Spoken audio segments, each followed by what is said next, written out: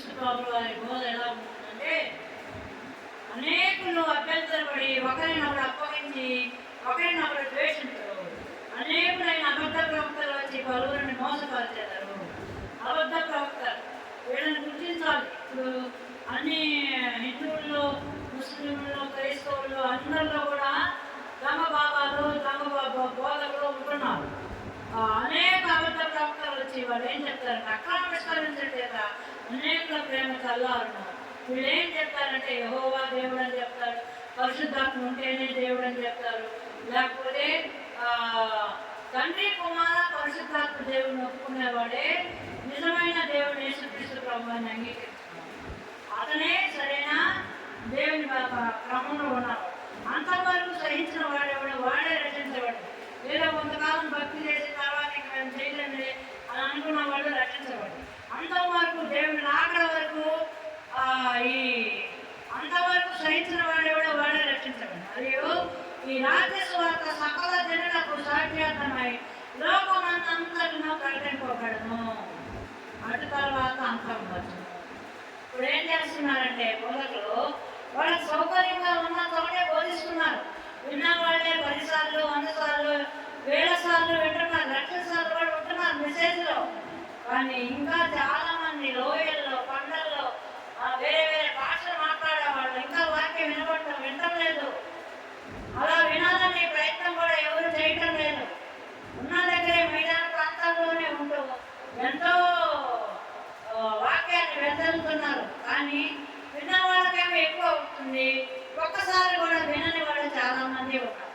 కాబట్టి మనము విన్నని పీడిపోమని దున్నమని చెప్తున్నాడు దేవుడు. ఈ పెద్ద పెద్ద బోధకులు అనుకున్న వాళ్ళు అబద్ధ బోధకులుగా ఉండకుండా వాళ్ళు దేవుడు చెప్పినట్టుగా దున్ననే పీడి భూములు దున్నాలి. పర్వతాల్లో, లోయల్లో, ఎడారుల్లో ఉన్నటువంటి ఇంకా ఎన్నో జాతుల మనుషులు వాళ్ళకి రక్షణ లేకుండా ఉన్నారు. వాళ్ళకి సంస్కారమే లేకుండా ఉన్నారు. మాంస భక్షణ చేసేవాడు, ధర్మాంస భక్షకులు ఇంకా ఉన్నారు. కాబట్టి ప్రేమైన దేవుని పెట్టాలి. ఆయన రాజ్య సువార్త లోకమంతటా చాటించబడాలి అంటున్నాడు దేవుడు. అప్పుడే అంతం వస్తుంది అంటున్నాడు. అప్పుడు దాకా రాదనమాట. దేవుడు ఆలస్యం చేస్తున్నాడు. మేము చిన్నప్పటి నుంచి అంటున్నాము అక్కడ గురించి చెప్తున్నారు అని అనుకుంటున్నారు. వాళ్ళు బుద్ధిహీనుడు. ఎందుకంటే చెప్తా ఉంటారు, ఇంకా చెప్పాలి చెప్పాలి చెప్పాలి, ఎంతో వాక్యం వెదజల్లబడాలి. ఇప్పటికీ మనం ఇంకా నార్త్ ఇండియాలోనే హిందీ భాష రాని వాళ్ళు దేవుని సువార్తను ప్రకటించలేకపోతున్నారు. హిందీ భాష నేర్చుకొని దేవుని రాజ్య సువార్తను ప్రకటించాలి. చాలా తక్కువగా ఉన్నారు. అక్కడ చాలా రకరకాలైనటువంటి ఆచార వ్యవహారాల్లో అమాయక ప్రజలు, చాలా మంది మనుషుల్ని దేవుడు అనుకునే ప్రజలు ఉన్నారు.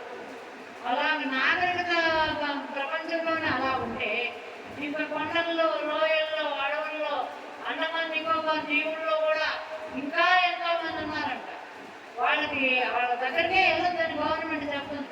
వాళ్ళు మనుషులు మామూలు మనుషులకు వచ్చి చంపేస్తారంట. కాబట్టి అట్లాంటి జనాభా ఇంకా ఎంతో మంది ఉన్నారు.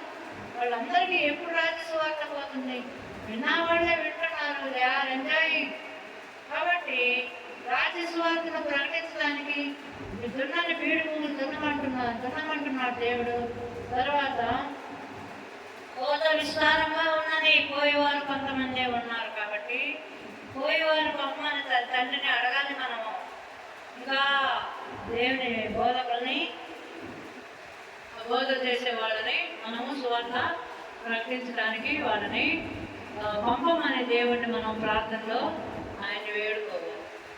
కాబట్టి అందరూ పిల్లలు